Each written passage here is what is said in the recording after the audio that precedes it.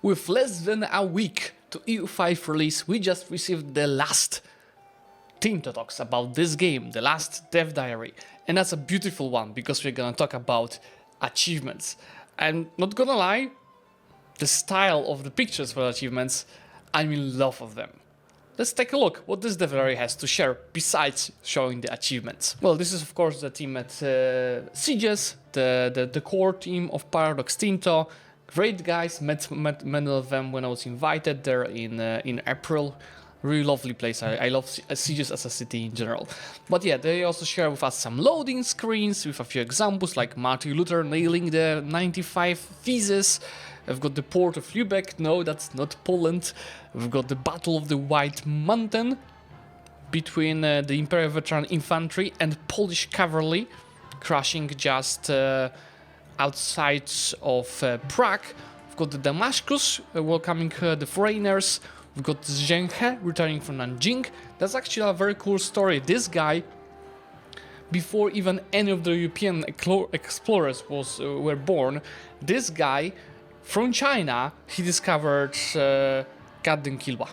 He got to the East Africa and apparently their ships were so advanced technologically, he could technically explore Portugal during his life, but it was banned by the emperor. La Noche Triste, which is of course the Hernan Cortes being, I think, pushed back from Tenochtitlan, Indian Court, Ashanti Entourage, Beaver Wars, and probably some more. But more importantly, let's talk about the achievements.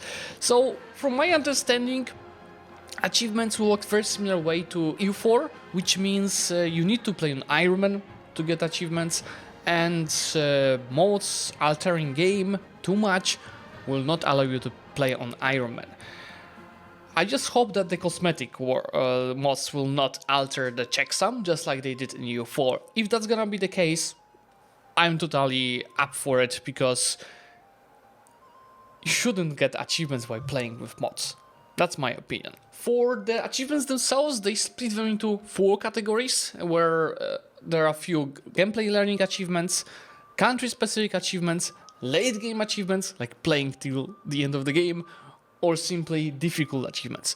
Let's see the examples. EU5 will start with 50 achievements, which is of course not even close to 373 of EU4 achievements, but keep in mind these were added over 12 years, so EU5 will also get more achievements over time. And look at this, gameplay learning achievements.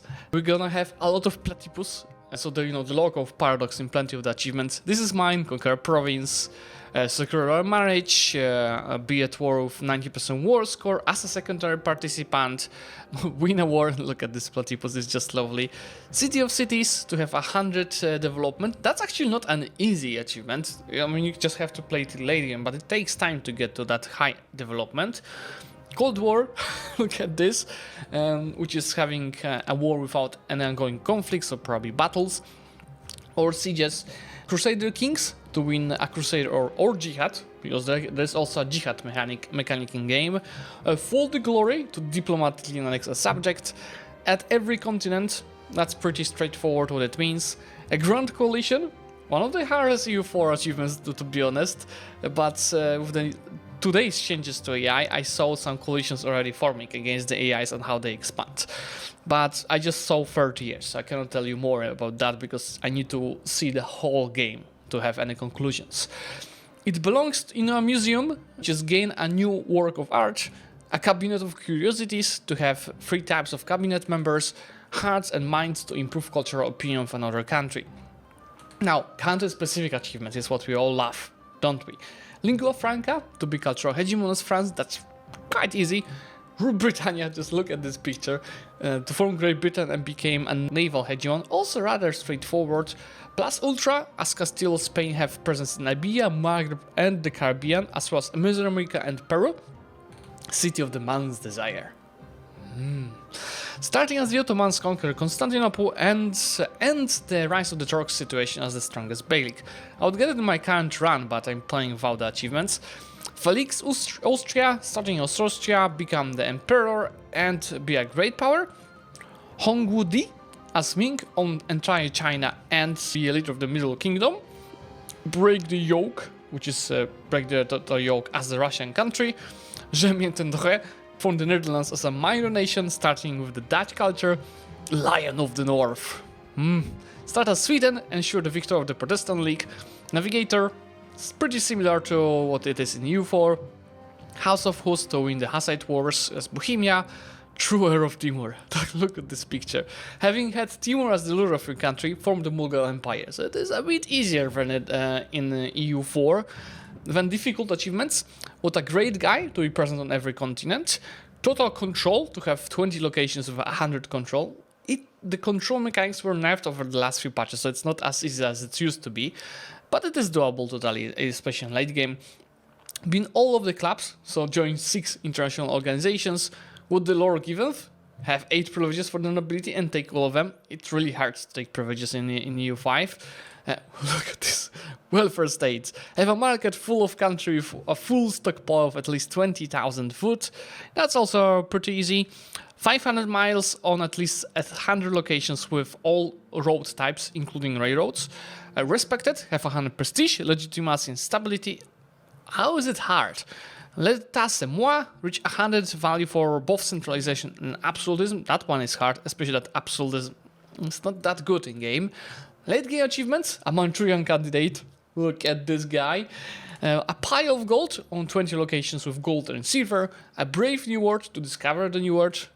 From Yukio, which is a bit easier than it is in EU4. Here you just have to unite the 3 mountains. Here I stand, convert to Lutheranism and unlock 3 aspects of faith. Play till end game. Potato, starting as European country produce potatoes. The spice must flow to trade in cloths. Scientific victory, 450 other researchers.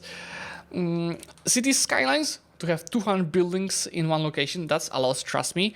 Money talks to become economic hegemon, and Doge coins, starting as Venice, become economic hegemon.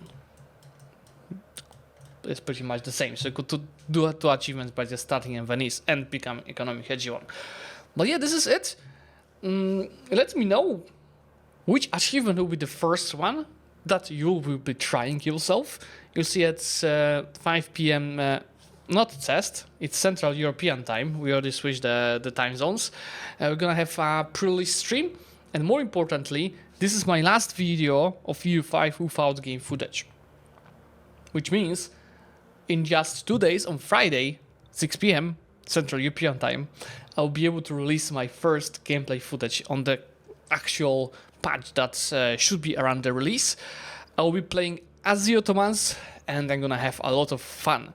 This video is already prepared and ready, and I'm sure guys you'll enjoy it as well. Let me know which achievement you'll be trying first, and if you agree with Paradox on the rules on getting the achievements. You see, many people don't agree. I kinda agree, you shouldn't get achievements with the mods, except cosmetic mods. But let me know in the comments what is your opinion. Should you get achievements with the mods? I think Victoria has it, doesn't it? Or you should be as strict as EU4 was and EU5 will be. For today, thanks for watching guys. Make sure to subscribe to the channel to get notified about my EU5 content, and I'm gonna see you on Friday.